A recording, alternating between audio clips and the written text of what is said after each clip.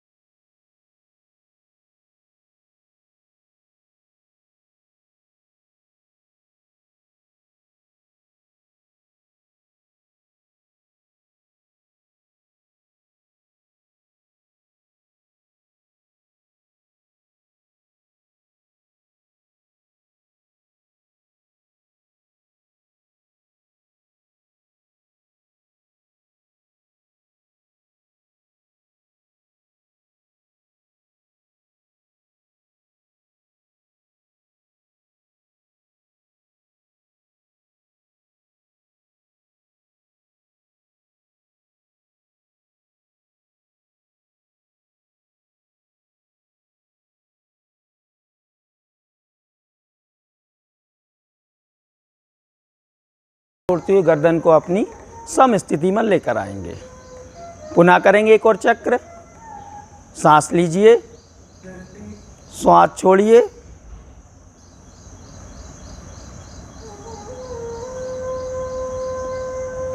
श्वास लेते हुए ऊपर की ओर,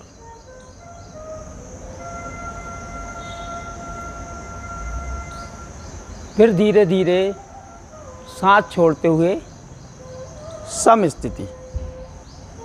ये हुआ आपका आगे और पीछे गर्दन का रोटेशन। अब हम करेंगे दाएं और बाएं। सांस लीजिए पहले।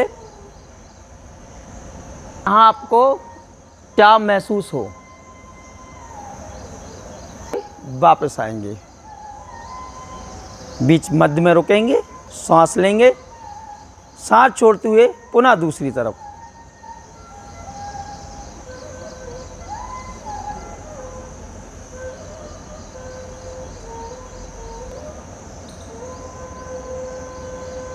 सांस लेते हुए मध्य, सांस छोड़ते हुए बाईं तरफ।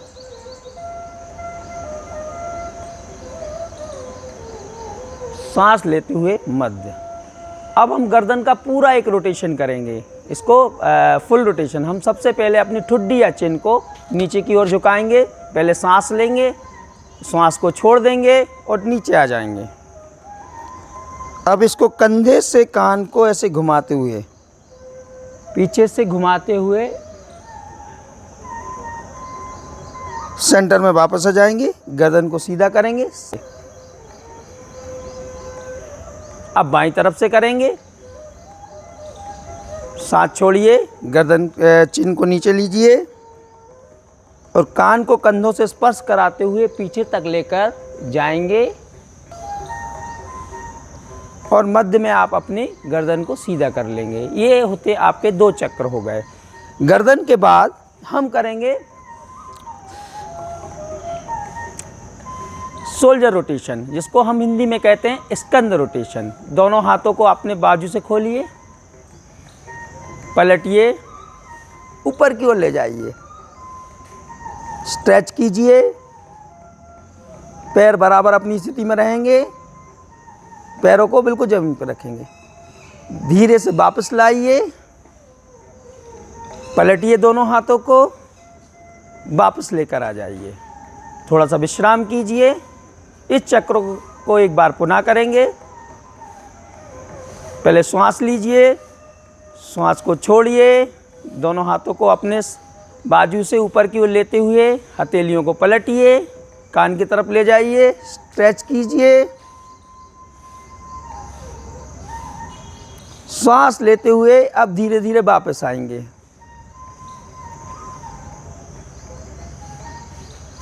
ये 2 चक्र हुए।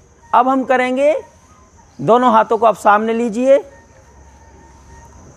फोल्ड कीजिए, दोनों कोहनियों को मिलाइए और रोटेशन लाइए, 0 बनाइए, 1 चक्र। अब इसी को हम पीछे साइड से करेंगे, 2 चक्र। ये आपके हुए स्कंद संचालन। स्कंद संचालन के बाद है कटी चक्रासन। पैरों में 2 से 3 फीट का गैप कर लीजिए, दोनों हाथों को अपने बगल से खोलिए, पलटिए, ऊपर की ओर ले जाइए, पीछे की तरफ, बैक साइड की तरफ लास्टली जाइए, फिर आगे की ओर आइए, अपनी जो अपने हील्स के पास जो एंकल है उसको टच करने का प्रयास करेंगे। फिर धीरे धीरे से सम स्थिति में आकर दोनों हाथों को लाकर वापस करें और पैरों को सम स्थिति में लेके आ जाएंगे। कटी चालन एक बार और करेंगे। दोनों पैरों में गैप 2 से 3 फीट, दोनों हाथों को बगल से खोलिए, सामने लाइए, टच कीजिए, पीछे की ओर जाइए बड़ी आसानी से और आगे की ओर आइए, एंकल को टच कीजिए। अब दोनों हाथों को अपनों को सीधा करके कान के पास वापस आ जाइए, पलटिए, डाउन कीजिए। अब हम करेंगे घुटना संचालन, नी रोटेशन। दोनों पैरों में थोड़ा सा गैप, इस गैप को हम आधा फीट करीबन कर सकते हैं। ठीक है, दोनों हाथों को सामने लीजिए, पहले श्वास लीजिए, श्वास छोड़िए। अब दोनों हाथों को आगे, अब अपने नीचे की ओर बैठिए, उत्तान आसन की स्थिति में। यहाँ पर आप एक कुर्सी के जैसे बन जाएंगे। श्वास लीजिए, ऊपर आ जाइए, दोनों हाथों को वापस लाइए, दोनों पैरों को सम स्थिति, 1 चक्र पुनः करेंगे। दोनों पैरों में हल्का सा गैप, श्वास छोड़िए, दोनों हाथों को बाजू से सामने लेकर आइए, घुटनों से अपने आप को फोल्ड कीजिए। इस स्थिति में आपकी जो थाई और शोल्डर हैं इनकी एक लाइन बन जाएगी। श्वास लेते हुए अप, दोनों हाथों को वापस लेकर आइए, दोनों पैरों को आपस में मिला दीजिए। ये हुई आपकी सम स्थिति।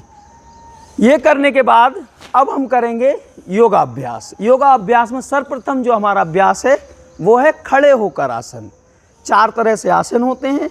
खड़े होकर, बैठकर, सीधे लेटकर, उल्टे लेटकर। तो सबसे पहले खड़े होकर करने वाले आसन, जो मैं आसन आपको करा रहा हूँ वो ताड़ासन है। इस आसन को उन लोगों को नहीं करना चाहिए जिनको अर्थराइटिस की प्रॉब्लम है, जिनको चक्कर आते हैं और जिनको स्ट्रेचिंग में कोई दिक्कत है, कई मांसपेशियाँ जिनकी खिंची हुई हैं, उनको नहीं करना चाहिए।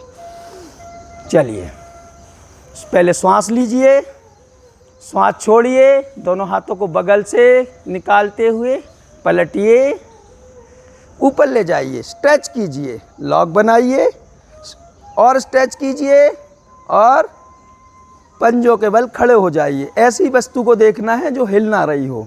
बैलेंसिंग पोस्चर है, कंसंट्रेशन का पोस्चर है, हाइट बढ़ाता है। वापस आते समय सबसे पहले हील को डाउन, दोनों हाथ फ्री, वापस एक चक्कर पूर्ण, दूसरा चक्कर फिर करेंगे। इनहेल कीजिए पहले, अब श्वास को छोड़ते हुए दोनों हाथों को खोलिए, पलटिए, कान पर ले जाइए, लॉक कीजिए, स्ट्रेच कीजिए। नाउ दोनों पंजों को ऊपर की ओर और अच्छे से स्ट्रेच कर दीजिए। ताड़ासन, ताड़ के वृक्ष के समान। जिन बच्चों की हाइट नहीं बढ़ रही है, इसका वो अभ्यास करें। वापस आने के लिए श्वास लीजिए, हील्स को डाउन कीजिए, फिर हाथों को फ्री कीजिए, वापस आ जाइए। ताड़ासन के बाद अगला जो है, कुछ समय के लिए विश्राम करेंगे। खड़े होकर विश्राम की स्थिति है। एक बार इनहेलेशन एक्सहेलेशन कर लीजिए। अब करेंगे हम वृक्षासन। वृक्षासन में भी जिनको चक्कर आते हैं या जिनको अन्य कोई समस्या, मिर्गी विर्गी जैसी कोई प्रॉब्लम है, वो लोग नहीं करते हैं इसको। ये मेरा लेफ्ट लेग है, दाहिना पैर है, ठीक है। आपका मेरे अपोजिट आपको करना है। हील्स को आप ऊपर तक ले जाएंगे, लास्ट तक। पहले बैलेंस चेक करेंगे आप अच्छे से, फिर दोनों हाथों को ऊपर ले जाते हुए जोड़ लेंगे। श्वास लेते हुए दोनों हाथ वापस, फिर ये आपका दूसरा पैर वापस। अब दूसरे पैर से करेंगे हम। पहले इनहेल कीजिए, श्वास छोड़िए। श्वास छोड़ने के बाद अपने दाहिने हाथ की मदद से अपने दाहिने पैर को अच्छे से जंघा पर फिक्स कीजिए। जब आपको लगे कि फिक्सिंग अच्छी है तो दोनों हाथों को बगल से जोड़ते हुए बैलेंस बना लीजिए, फिर धीरे से वापस आ जाइए। ये हुआ आपका वृक्षासन। वृक्षासन के बाद हम करेंगे पादहस्तासन। पादहस्तासन में दोनों पैरों में हल्का सा गैप बना लीजिए। ये फ्लेक्सिबिलिटी के ऊपर डिपेंड करता है आप कितने अच्छे फ्लेक्सिबल हैं। समस्थिति, थोड़ा सा विश्राम। अब फिर से इनहेल करेंगे, श्वास लेंगे, सांस छोड़ते हुए दोनों हाथों को बगल से लेंगे, खोलेंगे, ऊपर की ओर ले जाएंगे, स्ट्रेच करेंगे, हथेलियां सामने की ओर कर लेंगे। अब हमें स्पाइन एरिया से झुकना है आगे की ओर, श्वास छोड़ते हुए। अब जिसकी जो फ्लेक्सिबिलिटी है, इसको आप जो मैक्सिमम कर सकते हो वो मैक्सिमम कीजिए। फिर श्वास लेते हुए धीरे धीरे वापस, दोनों हाथों को वापस लेकर आ जाइए। पैरों को फिर से समस्थिति में एक चक्कर पुनः करेंगे। दोनों पैरों में फिर हल्का सा गैप। इनहेल कीजिए सबसे पहले। अब श्वास छोड़िए, हाथों को खोलिए, पलटिए, ऊपर ले जाइए, हथेलियों को अब सामने कीजिए। अब स्पाइन वाले एरिया से, रीढ़ की हड्डी की एरिया से आगे की ओर झुकिए। वापस आते समय श्वास लीजिए, दोनों हाथों को वापस।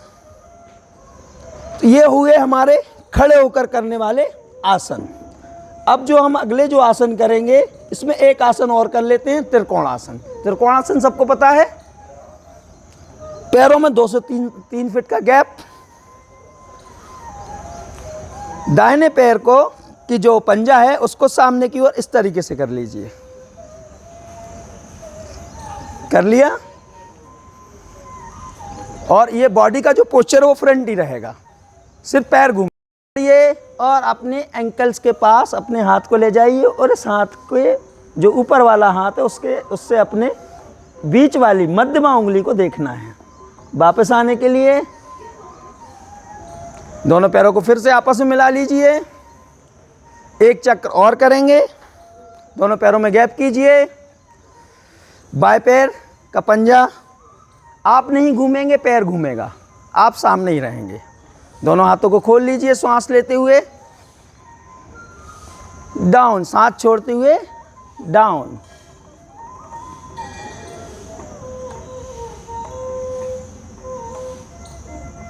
वापस आएंगे, पैर को सीधा करेंगे, सम स्थिति। ये हमारे आसन हो गए खड़े होकर। अब हम बैठ जाएंगे। हर बार जब हम खड़े होकर कार्य करते हैं तो जरूरत किस बात की पड़ती है? बैठने की, है ना।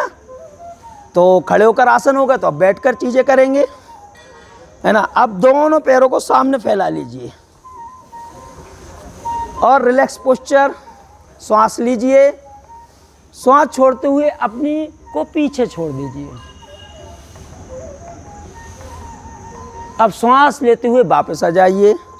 ये विश्राम अवस्था है बैठने के समय, इसको हम कहते हैं दंडासन, है ना।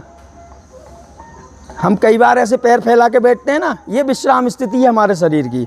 अब हम दूसरा जो करेंगे इसमें सबसे प्रथम भद्रासन, बच्चे इसको कहते हैं बटरफ्लाई, है ना। पैर को फोल्ड कीजिए इस तरफ, दूसरे पैर को फोल्ड कीजिए इस तरफ, है ना। मुस्कुराइए, आप लोग हिंदुस्तान में हैं, चेहरे में बड़ी, है ना। योग मुस्कुराने का विषय है, हंसने का नहीं, है ना। अच्छे से जोड़ लीजिए, जोड़ लिया आपने।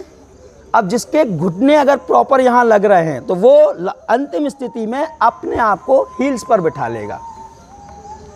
हील्स पे बिठा लीजिए, बैलेंसिंग कीजिए। अगर आपको लग रहा है कि आपका बैलेंस प्रॉपर है, आप दोनों पंजों पर रुक सकते हैं, तो धीरे से इसी में आप हाथ जोड़ लीजिए और धीरे से हाथों को जमाइए और धीरे से वापस आ जाइए और फिर से अपने आप को विश्राम स्थिति में लेकर आ जाइए। भद्रासन के बाद हम करेंगे अब अगला जो आसन है वज्रासन, जिससे हमने प्रारंभ किया था, शुरुआत की थी। देखो वज्रासन लगाने का, अभी हम बच्चे हैं तो हाथ पैरों को कैसे भी मोड़ सकते हैं, लेकिन योग तो हमको हर उम्र में करना है ना। तो तरीका हमेशा से ऐसा रहे कि हमें किसी भी उम्र में हमें परेशानी ना हो। बाएं हाथ से घुटना पकड़िए दाहिने पैर का और दाहिने हाथ से पंजे को पकड़ के पीछे ले जाइए। यहाँ आपको घुटने में जर्क लगने से आप बच गए और एंकल में जर्क लगने से बच गए। सेम स्थिति हम इसमें ये वाली करेंगे। अच्छा, वज्रासन करना किसको नहीं है?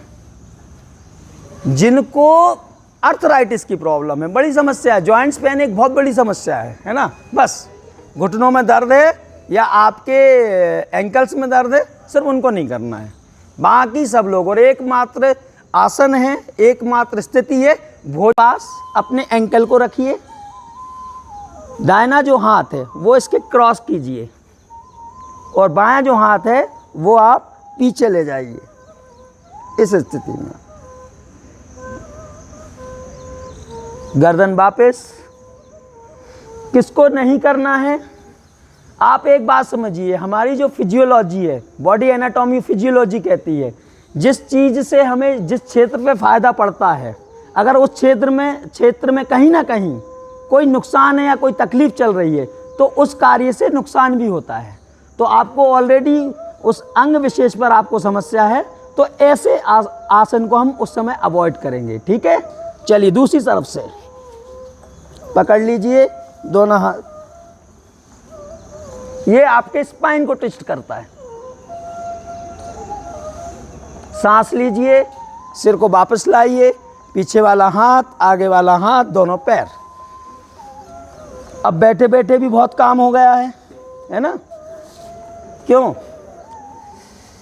सकल पदार्थ हैं जग माही, कर्महीन नर पावत नाही। ईश्वर ने दिया तो सब कुछ है, हम कर्म नहीं करते इसलिए मिलता नहीं है। चलिए अब दूसरे करते हैं हम पेट के बल लेटने वाले आसन। लेटने का तरीका देखते हैं, कैसे लेटोगे आप। करवट लेकर लेटते हैं और उठते भी करवट लेकर हैं, ये हमेशा, क्योंकि हमें हर उम्र में लेटना है, तो तरीका हमारा हमेशा सही होना चाहिए। बात नहीं करेंगे। योग यही तो है, योगस्य चित्तवृत्ति निरोधा, मन के विचारों को रोकने का उपाय ही योग है। कोई भी बात नहीं करेगा। सामने ये मेरे तरफ, सामने देखिए मेरी साइड,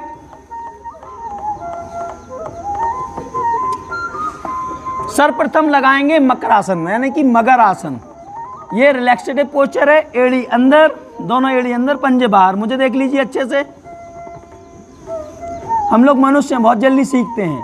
अगर मुझे देख के नहीं हो पा रहा तो कहीं ना कहीं मनुष्य की श्रेणी में हम कहीं गड़बड़ हैं, है ना। अब इसको हम दोनों, हमारे जो हाथ हैं उनको इस तरीके से फोल्ड करेंगे और सिर को तक ऐसे रख लेंगे। जब भी आपको थकान लगे, इसमें ज़्यादा कोई बॉन्डिंग्स नहीं है, सिर्फ आपको हार्निया की प्रॉब्लम है तब ये तकलीफदायक है। अगर आप पेट में आपका गुट्टा बना हुआ है और दिक्कत, तो अब इसको अवॉइड करें, बाकी तो आप इसको आराम से कर सकते हैं। और आपको लग रहा है कंधों में ज़्यादा जकड़न है तो आप इसका तरीका बदल दीजिए, दोनों हाथों को ऐसे पीछे करके ऐसे लगा सकते, ऐसे लेट सकते हो। और अगर जकड़न नहीं है तो आप पूर्ण मकरासन ऐसे लगाइए। मकरासन के बाद हम लगाएंगे भुजंगासन। अब दोनों पैरों को आपस में पीछे से मोड़ लीजिए, मिला लीजिए दोनों पैरों को आप पीछे से। पैर सीधे ही रहेंगे, पैर सीधे ही रहेंगे। मुझे देखिए,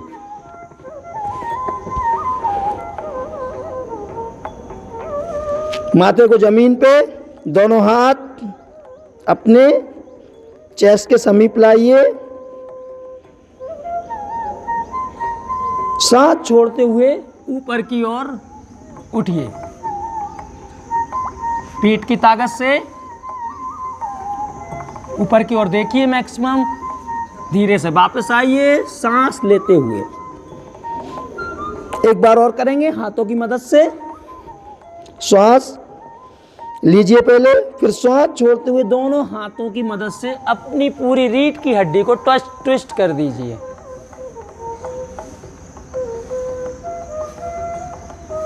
और सांस लेते हुए वापस आ जाइए। रिलैक्स कीजिए मकरासन में, एड़ी अंदर, पंजे बाहर, हाथों का बनाइए तकिया और तकिए के बीच में रख दीजिए अपना फोरहेड, माथा। अब पुनः दूसरा एक आसन करेंगे भुजंगासन के बाद सल्वासन। टिड्डी देखी होगी आपने, जो पेड़ पत्तों पर बैठी रहती है, उसकी पूंछ ऐसी खड़ी रहती है, उसको सलव कहते हैं। तो आप करते हैं सल्वासन। दोनों पैरों को आपस में मिला लीजिए, दोनों हाथ पीछे ले जाइए, ठुड्डी और चिन को रखिए सीधा जमीन में, सामने की ओर देखिए। अब इसमें पैर उठेंगे, बाकी पूरा भाग जमीन पर रहेगा। दोनों हाथों की बांधो मुट्ठी रखो थाई के नीचे। श्वास छोड़ते हुए दोनों पैरों को ऊपर उठा दो, धीरे से वापस मकरासन में रिलैक्स कीजिए एक बार। दोनों हाथों को पीछे ले जाइए, मुट्ठी बांधिए, मुट्ठी रखिए थाई के नीचे, दोनों पैरों को आपस में मिलाइए, ठुड्डी या चिन को जमीन पर रखिए। अब दोनों पैरों को, ठुड्डी या चिन आपका जमीन से नहीं उठना चाहिए।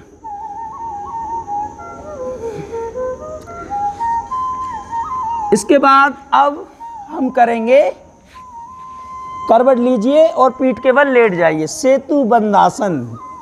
हमारे अभी तक जो आसन थे वो थे पेट के बल लेट कर, अब करेंगे हम पीठ के बल लेट कर।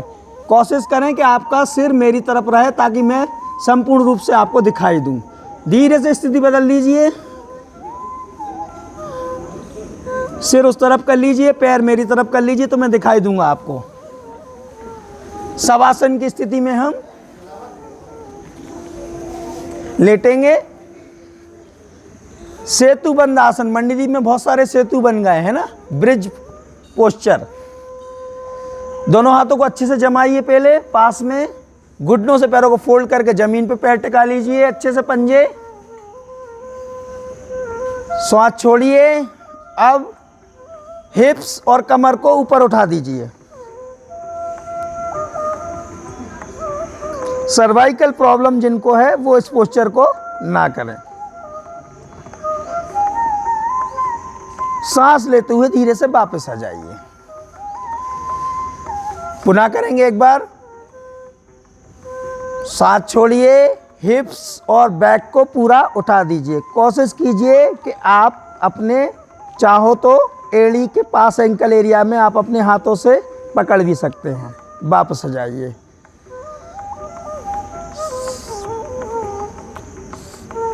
सेतुबंद आसन के बाद हम करेंगे उत्तान पादासन। अभी हमने अब की बार पहले उत्तान हस्तासन किया था, अब करेंगे उत्तान पादासन। उत्तान का मतलब होता है स्ट्रेचिंग और पादासन का अर्थ होता है पैरों के द्वारा लगाए जाने वाली स्थिति। चलिए, श्वास छोड़िए, दोनों पैरों को उठाइए, रोक के रखिए। श्वास लेते हुए धीरे धीरे दोनों पैरों को नीचे कीजिए। अब जिनको पीठ में प्रॉब्लम्स हैं तो वो इसको आसन को ना करें, जिनको पैरों में ज़्यादा तकलीफ है तो ना करें। और दूसरा, अगर जिनको दोनों पैर उठाते नहीं बनते हैं तो वो लोग एक पैर से कर सकते हैं।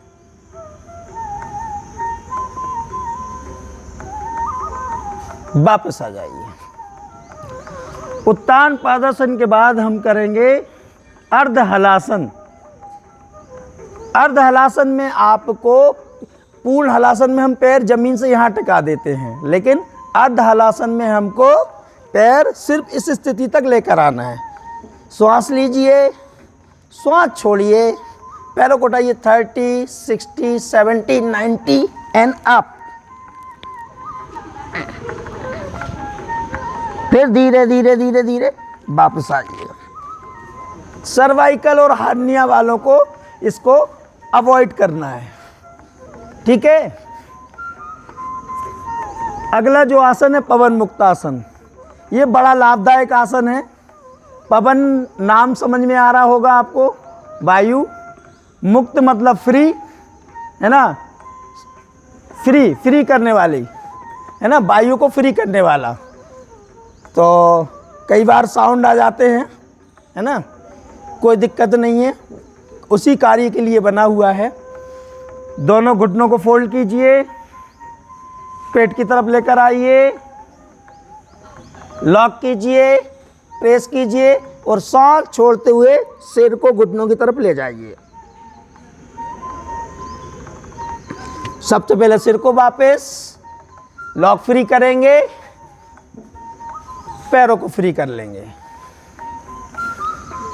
ये हुआ आपका पवन मुक्तासन। जिनको गैस की समस्या रहती है वो करें। हार्निया वाले इसको भी नहीं कर सकते हैं, जिनको हार्निया की प्रॉब्लम है। अंतिम जो आसन है वो है शवासन।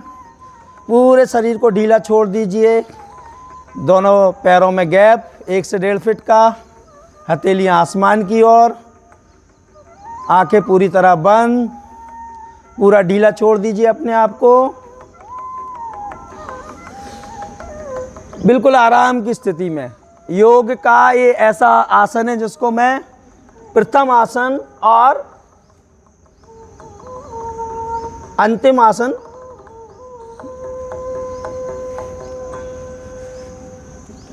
कहते हैं। बिल्कुल आराम कीजिए। आपने बहुत योग किया, हाथों को जमीन पे रखिए, बढ़िया आंखें बंद रखिए और आपको जो एक ध्वनि सुनाई देगी उसको सुनने का आप प्रयास करेंगे अपने बॉडी लेवल को छोड़ के।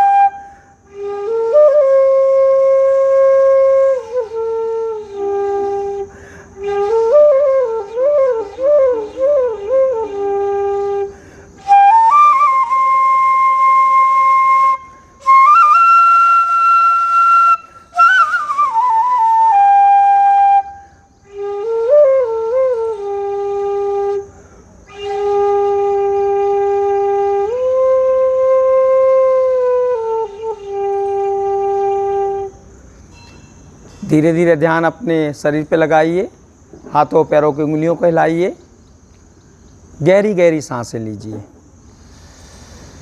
दोनों हाथों को रब कीजिए,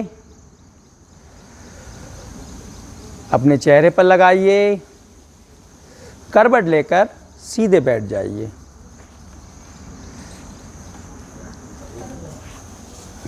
बातें नहीं करेंगे, एक दूसरे की तरफ देखेंगे नहीं, सामने की तरफ, मंच की तरफ। थोड़ा सा और आपका प्रयास, हमारा यहाँ पर योग संपूर्ण होने की स्थिति में है। पद्मासन, वज्रासन, जिसको जो सुखमयी अवस्था लगे उसमें आप बैठ सकते हैं। अर्ध पद्मासन भी लगा सकते हैं, एक पैर नीचे और एक पैर ऊपर। करेंगे कपाल भांति। कपाल भांति को कपाल भांति क्यों कहा गया? कपाल भांति, कपाल मतलब स्कल, भांति मतलब साइन, यानी कि ऐसी विधि जिससे मस्तिष्क चमकदार होता है। मस्तिष्क की अगर मस्तिष्क चमकदार होता तो मस्तिष्क में रहता क्या है? क्या रहता है मस्तिष्क में? थॉट्स, विचार, मनोवृत्तियाँ, है ना, जो हमारे मन के अंदर पनपती हैं। कभी हम अच्छा करना चाहते हैं, कभी बुरा करना चाहते हैं, जो जो पनपता है ना। तो अगर जो गलत पनपता है वो कचरे को साफ करने की विधि है कपाल भांति। दोनों हाथों से अच्छे से घुटने को पकड़िए। कम से कम हम 20 स्ट्रोक इसमें लगाएंगे और इस क्रम को कम से कम 3 बार करना है। आज मैं आपको एक बार में सिखा देता हूँ।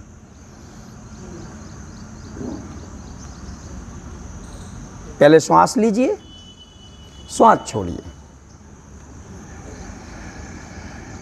श्वास छोड़ने के बाद आपको पेट, नाभि एरिया से स्ट्रोक देना है और नाक से तेजी से वायु को निकालना है।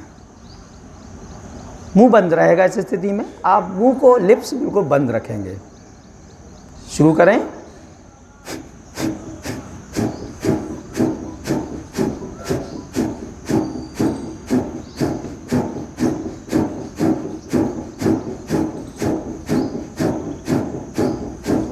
प्रारंभिक समय में आप उसको सिर्फ एक बार में 20 ही स्ट्रोक्स लगाएं। एक बार और करेंगे।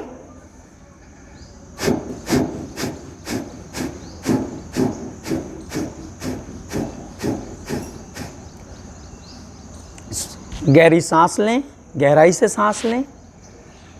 वैसे कपाल भांति जो क्रिया है, कपाल भांति क्रिया 1 मिनट में हम 120 स्ट्रोक लगाते हैं, लेकिन अभ्यास के बाद ये हमारे अंदर स्थिति निर्मित हो जाती है। लेकिन शुरुआत में आप एक बारी में 20 स्ट्रोक, कम से कम इससे 3 से 4 बार करें। कपाल भांति के बाद हम करेंगे नाड़ी शोधन प्राणायाम। नाड़ी शोधन मतलब इन दोनों को क्या कहते हो आप? ये क्या है? दोनों जो नोज है हमारी, ये क्या है? प्राण हमारे यहीं से चलते हैं और जिसमें कोई चीज़ प्रवाह होता है उसको नलिका या नाड़ी कहा जाता है। जिन चीज़ों में प्रवाह होता है उसको नलिका या नाड़ी कहा जाता है। तो हमारी नासिका से वायु का प्रवाह होता है, तो इसलिए वो क्या है? नाड़ी है। दाहिनी नासिका दाईं नाड़ी है और बाईं नासिका बाईं नाड़ी है। दाईं नासिका को हम सूर्य नाड़ी कहते हैं और बाईं नासिका को चंद्र नाड़ी कहते हैं। सूर्य गर्मी का प्रतीक है ना, और चंद्रमा ठंडे का प्रतीक है ना। तो जब हम सूर्य और चंद्र दोनों को सम कर लेते हैं तो हम एक बेहतरीन स्थिति में आ जाते हैं।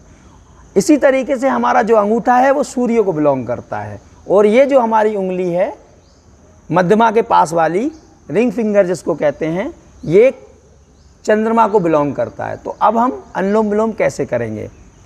आप अपने दाहिने हाथ को सामने लीजिए, मुद्रा बनाइए, अंगूठे के पास वाली उंगली और मध्यमा उंगली दोनों को फोल्ड कर लीजिए और जो आपका बायां हाथ है उसमें आप ज्ञान मुद्रा की स्थिति बना लीजिए। करेंगे हम अनुलोम विलोम। दाहिनी नासिका को बंद कीजिए और बाएं से सांस लीजिए, फिर बाएं को बंद कर लीजिए, दाहिने से एक्सहेल कर दीजिए, फिर दाहिने से सांस लीजिए, बाएं से एक्सहेल कर दीजिए। ये एक बार दाहिनी से एक बार बाएं से सांस लेते हैं, जब जाकर ये एक चक्र पूरा होता है। कम से कम हम इसको 10 बार करें तब ये हमारे 5 चक्र पूर्ण होंगे। अनुलोम विलोम के बाद है शीतली प्राणायाम। शीतली प्राणायाम से हम कौवे जैसी चोंच बनाना है किसकी? हमारे जीभ की। जीभ बाहर निकालिए, रोल कीजिए, फिर उसको इनहेल कीजिए जीभ से। भावना आप सही से बैठिए, इनहेल कीजिए। जीभ के थ्रू आपको सांस अंदर लेनी है। लिप्स को बंद कीजिए और नाक से सांस छोड़ दीजिए।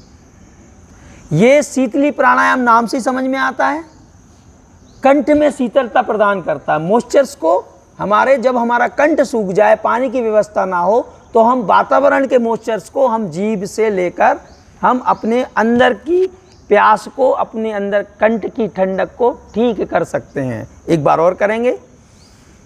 पहले इनहेल कीजिए, श्वास छोड़िए, अब जीभ को बाहर निकालिए।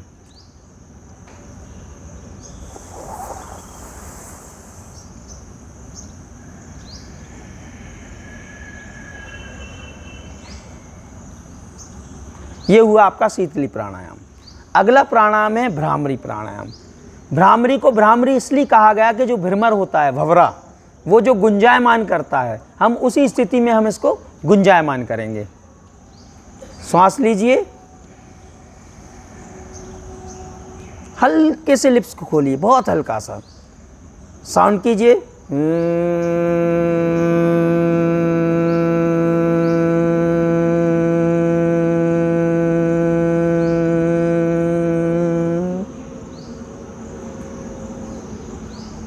वापस आ जाइए। अब इसको हम करेंगे, इस गुंजायमान को हमने थोड़ा कम महसूस किया, इसको हम अंदर महसूस करने के लिए हम अपने जो ज्ञान इंद्रियां हैं इनको हम बंद कर लेंगे। तो हमारे जो अंगूठे हैं वो कानों को बंद करेंगे, और ये वाली जो उंगली है वो आईब्रो पे, मध्यमा आएगी आपके पलकों के ऊपर, और ये जो उंगली हैं दोनों ये आएंगी मुंह के ऊपर। ठीक है, ये दोनों नोस्ट्रिल्स को बंद रखेंगी और ये यहाँ पर रहेंगी। चूंकि मुंह का कार्य आखिरी में माँ का उच्चारण का, तो उसको बंद नहीं करना। क्या क्या बंद करेंगे? कान, भवें यानी कि आज्ञा चक्र, पलकें, नाक और चिन। ठीक है, चलिए पहले इनहेल कीजिए। अब माँ के साउंड के साथ श्वास छोड़ दीजिए।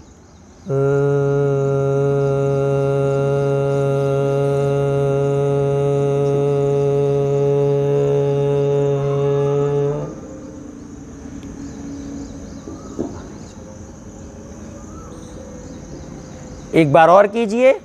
पहले एक बार सब शांत हो जाएं, फिर से एक बार इनहेल कीजिए और माँ के साउंड के साथ एक साथ सब लोग श्वास छोड़ेंगे। छोड़िए सांस, साउंड कीजिए माँ का।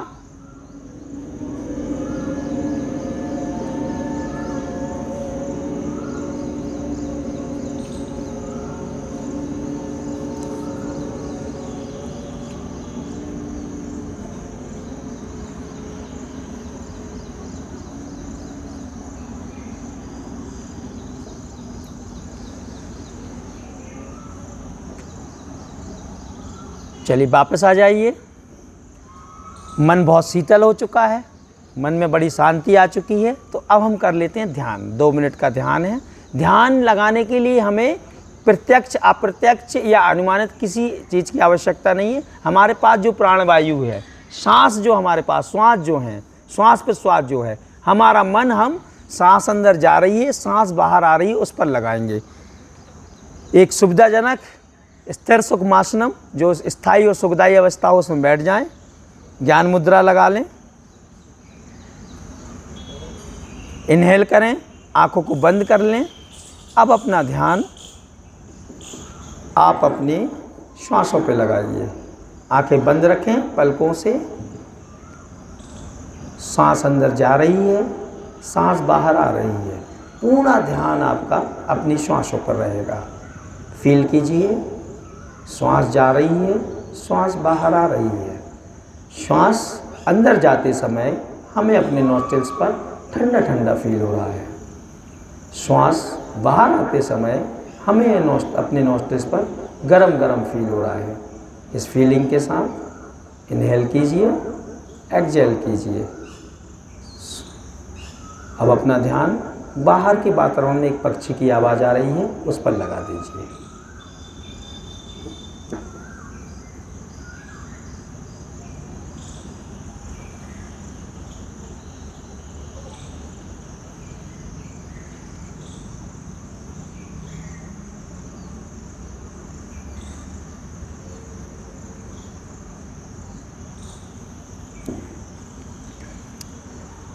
आंखें बंद रखेंगे और एक साथ मेरे साथ उच्चारण करेंगे। ओम।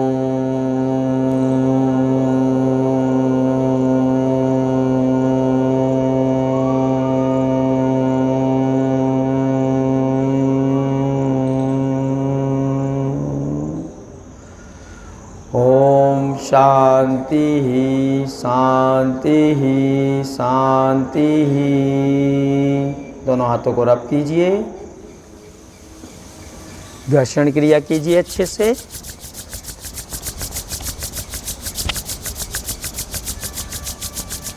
चेहरे पर लगाइए। संकल्प लेंगे हम। संकल्प आप नमस्कार मुद्रा में भी ले सकते हैं, जिस मुद्रा में आप बैठे हुए हैं। मेरे साथ दोहराएंगे आप। मैं हर समय मन को संतुलित स्थिति में रखने के लिए प्रतिबद्ध करता हूँ।